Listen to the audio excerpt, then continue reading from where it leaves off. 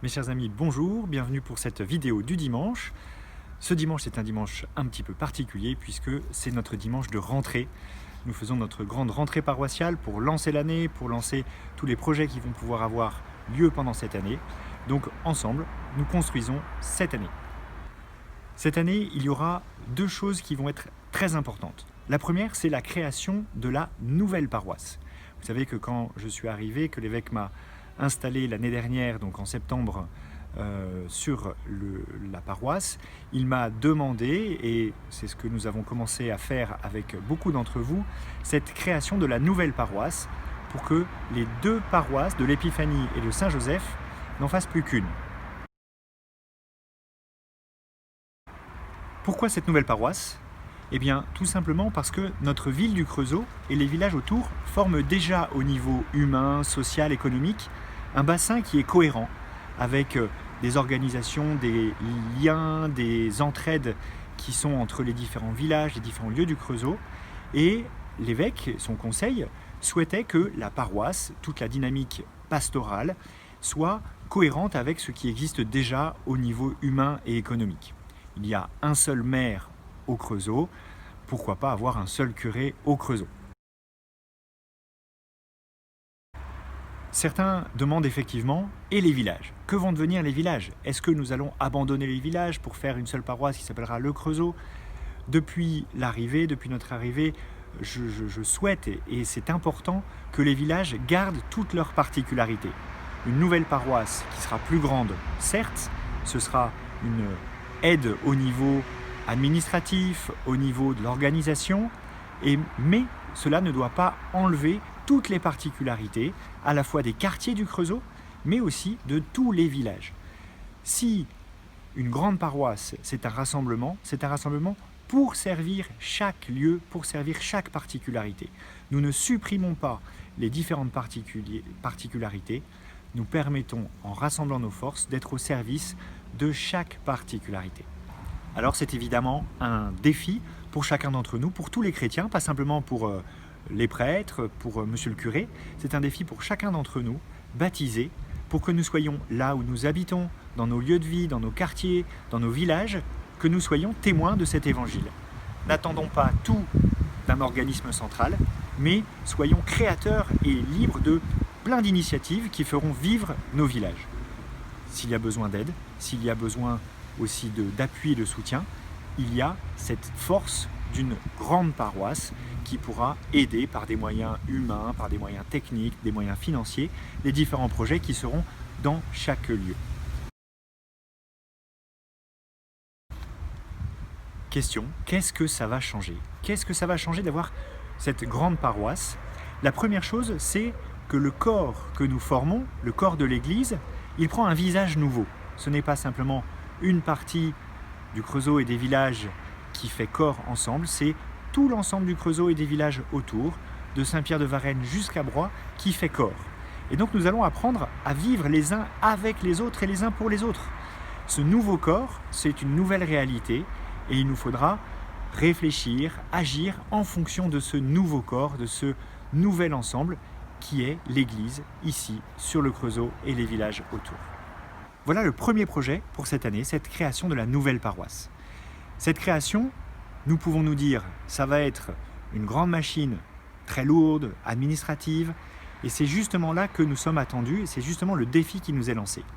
Pour cela, eh bien, le deuxième projet, on fait quelque chose de grand au niveau d'une structure peut-être, mais nous avons voulu faire aussi des petites structures, des petits lieux pour que chacun d'entre nous, que nous soyons à Saint-Pierre-de-Varennes ou à Broye, que nous puissions nous sentir dans cette paroisse en famille. Pour cela, tous nous rassembler, vous comprenez bien qu'avec les conditions sanitaires, avec les lieux, ce n'est pas toujours évident. Donc nous avons lancé ce projet un peu audacieux, un peu fou, que nous allons appeler les petites familles. Les petites familles. Eh bien ce projet, c'est simplement tous ceux qui le désirent, de se mettre par groupe de 8, 10, 12, pourquoi pas, mais pas trop, pour pouvoir prendre soin les uns des autres.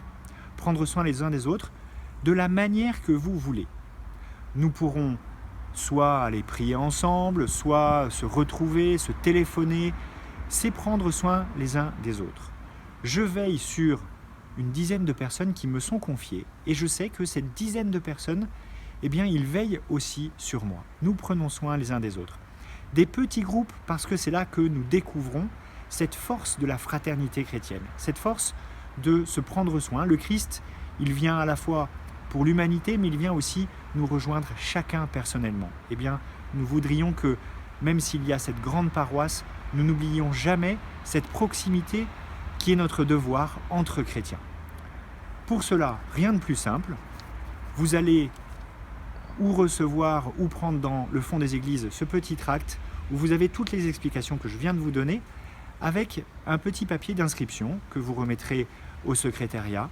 Si vous voulez participer, si vous voulez prendre part à la création de la nouvelle paroisse ou venir prendre part à ces petites familles, on rassemble tous ceux qui veulent prendre part à ces petites familles, on mélange, l'Esprit Saint est à l'œuvre, nous piochons au hasard, ou plutôt avec la grâce de l'Esprit Saint, 10 noms, et ces 10 se retrouveront pendant 1 an pour pouvoir cheminer ensemble et prendre soin les uns des autres.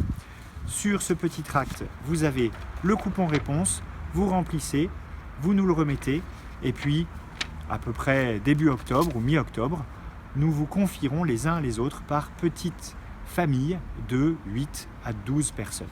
Vous pouvez venir seul, vous pouvez venir en binôme, vous pouvez venir en famille. Voilà, venez comme vous êtes pour que nous prenions soin les uns des autres comme nous sommes. Cela permettra aussi d'accueillir, pourquoi pas, des gens qui découvrent l'Église, qui disent « mais moi je frappe à la porte de l'Église mais je n'ai pas de lieu pour pouvoir être accueilli ». Eh bien, ces petits groupes sont des lieux familiaux, amicaux, fraternels, où chacun pourra être accueilli. C'est un petit peu le défi de cette nouvelle année. C'est à l'essai. Je compte sur vous pour que chacun d'entre vous puissiez vous dire, si vous le souhaitez, nous tentons l'aventure et nous osons un petit peu ouvrir un peu plus large la porte de notre vie, de nos relations, pour pouvoir accueillir une dizaine de personnes qui me sont confiées.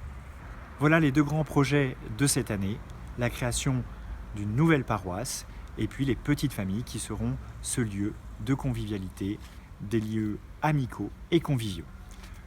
Vous avez aussi tout un tas d'autres petits projets qui vous seront proposés pendant l'année, des initiatives, à la fois les lectures des textes du dimanche, 1 fois par mois, pour nous préparer à l'écoute de la parole de Dieu, un lieu aussi convivial pour les étudiants et les jeunes pros, pour pouvoir se retrouver 1 fois par semaine, 1 fois tous les 15 jours ou peut-être plus, autour d'un petit verre pour un échange, un partage, les questions libres. Voilà, un lieu à la fois convivial et ouvert.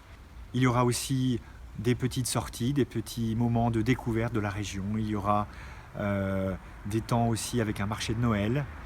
Il y aura le vide-grenier qui prend un visage un petit peu nouveau, avec des ventes régulières, avec un travail remarquable qui a été fait par toutes les équipes des vide-greniers. Voilà, tout un tas de petites initiatives. Vous savez bien que cette année est particulière avec les conditions sanitaires. N'ayons pas peur de nous engager simplement, là où nous nous sentons à la fois en sécurité et puis à l'aise, où nous attendons quelque chose. N'ayons pas peur de compter les uns sur les autres. Nous savons que le Christ est celui qui fait notre unité, c'est celui qui nous lie les uns aux autres, et nous avons besoin de ces liens pour pouvoir avancer. Ne restez pas enfermés chez vous, ouvrez les portes de vos maisons, de vos appartements, de là où vous êtes, pour pouvoir rencontrer des personnes nouvelles, parce que le Christ passe à travers toutes ces rencontres nouvelles. Je vous souhaite un bon dimanche, bonne rentrée à chacun d'entre vous, et puis bonne année qui s'ouvre et qui est pleine de promesses. Bon dimanche.